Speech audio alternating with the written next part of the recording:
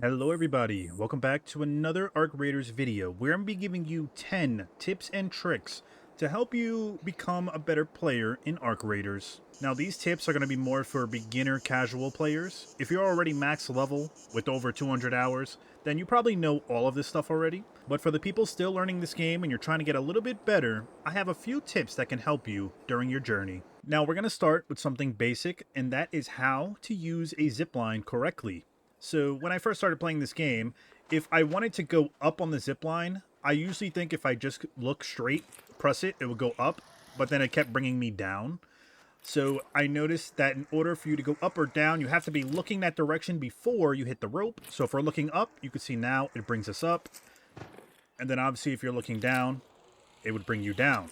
But for some reason, if you're just, let's say, running and you just try to grab the rope to go up, then it'll bring you down because you're looking straight and not in a specific direction. Now, this goes without saying, but adrenaline shots can be very useful for multiple reasons. For one, if you are encumbered and you always find yourself running super slow or out of stamina, especially when you're trying to run away, adrenaline shots are a game changer because they will keep your stamina maxed out for a certain amount of time. So if you see, if we drain our stamina here, right now we're encumbered and we have no stamina. We do the adrenaline shot. Now you can see our stamina bar is not even dropping. And you can run faster too, while you're still encumbered, as you guys can see. This is good for if you're trying to run away. It's also good even if you're not encumbered and you want to push a fight. Let's say someone died down there, but you're low on stamina.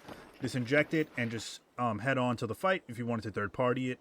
Adrenaline shots I definitely overlooked when I first started the game, but they are very useful. I mainly just use them for encumbered situations, but they're very easy to craft and I highly suggest them. Now for the next tip, when it comes to your health, you have a shield bar and you have a regular health bar.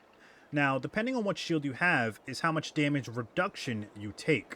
And the common mistake I see is where if someone shoots at you and breaks your shield, the first thing you want to do is recharge your shield before your actual health. And that is not what you want to do. Let's say I'm 1 HP, but I have a full shield bar. If I did get shot with one bullet, I would still die.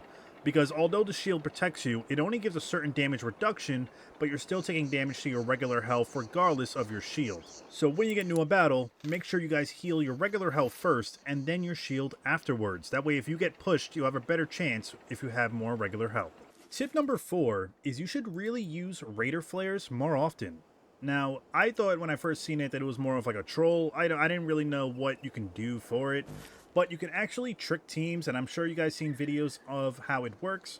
So you put it in your quick use. You could set it down somewhere. Now, I highly suggest doing it if you're in a gunfight. So let's say you're somewhere behind cover, and I'm fighting a team in that area. Let's say I'm shooting them. I can put a remote flare down, like right here. And you can either wait till they shoot, and then you can activate the remote flare to make it seem like you died. Or you can stand behind cover.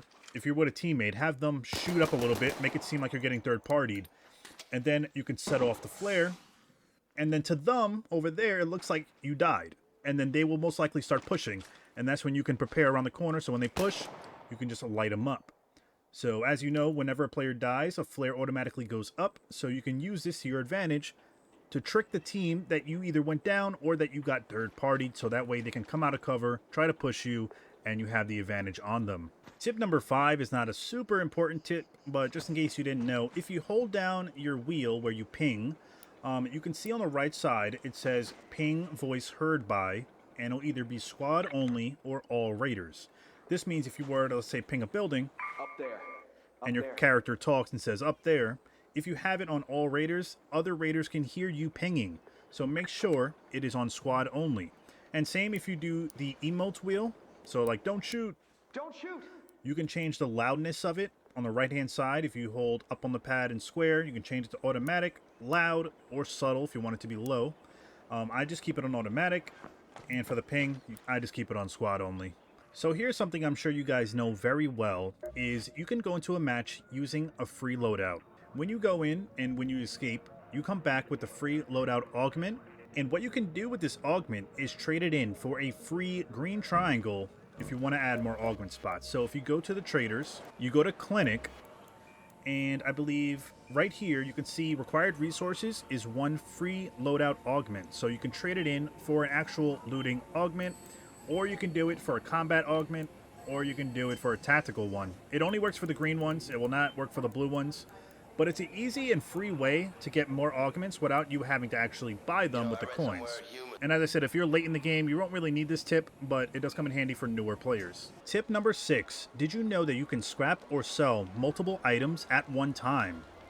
So if you wanted to, let's say, sell all my boxes of ammo, if you hit L2 or LT and you press X and you hold down L2 or LT and still press X on other stuff, then you could just press triangle and I could sell all of this at once. Or let's say if I select all my guns right here, I could select my whole stash, there's no limit, but let's say I just want to select my guns, you would hit triangle and I could recycle them and it'll give me all the materials all at once. This makes it perfect for when you're trying to clear multiple stuff at once, so you're not just going one at a time, triangle, recycle. I found that out later in the game. I was already max level when I found that out, so hopefully, if you didn't know that, it could help you out. You could definitely sell multiple items at once. Now, for tip number 8, this is how you can get more seeds a lot quicker. Buy stuff from Celeste. Now, right now, I don't have that much because I just bought a lot of stuff from Celeste. Now, the main way you can get seeds is by scrapping any fruits or plants that you gather in a match. So if you gather lemons, apricots, or a great mullen, then you can scrap it for seeds. Now don't scrap it in game because you only get a little bit, but if you scrap it in the lobby, you get double of what you would get. So for example, let's say you went around, you gathered a lot of great mullen or whatever fruits or vegetables you found, you can hit triangle, you can recycle, and you can see you get seeds back. And it doubles, so if you have 5 great mullen, you get 10 seeds in return. And I know the Dam and Spaceport have good locations for Great Mullen, so it's very easy to stack up and recycle for seeds. So tip number 9, this happens to be a more rare occurrence, but if you haven't completed all of the quests yet and you happen to find a patrol key, did you know you can use that to open an armored vehicle and get a free weapon? Now you do this when you complete all of the quests. It's the last quest mission where they give you a patrol key and tell you to do it, but in case you found a patrol key ahead of time and you didn't complete all your quests, here's how you would do it. So you would go to Blue Gate. It's the only map where you can do it on as far as I know. You want to go to the checkpoint area and you want to go near the tunnels by the outer gates. Now you'll see some patrol trucks there, like armored trucks. Some will be open already, but you want to look for one that is closed. Make sure the back door is closed. When you go up to it, you'll see it says it requires 1 patrol key. You can use the patrol key as long as you have it in your backpack, and it'll open it, and you'll see a weapon case in there, and you can get whatever weapon that shows up. It could be something simple like a Beretta or something like an LMG. It's completely random. And if you do it at nighttime, you probably have a chance of getting something better. And last but not least, a good way to get blueprints in this game, besides the usual playing at nighttime, looting apartment buildings and stuff like that, is the Raiders Cache event. So Raider caches are basically these boxes that spawn in the ground. Mostly on every map, you'll hear like these ticking noise, and when you go up to it, you can loot it. Now they have certain events where it's called uncovered caches, where there's a lot more that spawn on the map. You can go around listening for a tick, and you can open it. And there's chances that you can actually find blueprints in there. I believe I found a sniper blueprint, I found a C4 blueprint, medium gun part blueprint, all that stuff is very random, but there's a chance that you can find it. So wait for that cache event because you have a better chance of just doing that. Just run around the map, spend the whole 30 minutes just looking for every box. Don't even loot nothing else. And you have a high chance of not only getting a lot of herbal bandages, which it gives, but you can get a blueprint possibly. So look out for that as well. And hopefully these tips were helpful. If you guys have any tips of your own or something I forgot to mention that is good for beginners, drop them down in the comments below.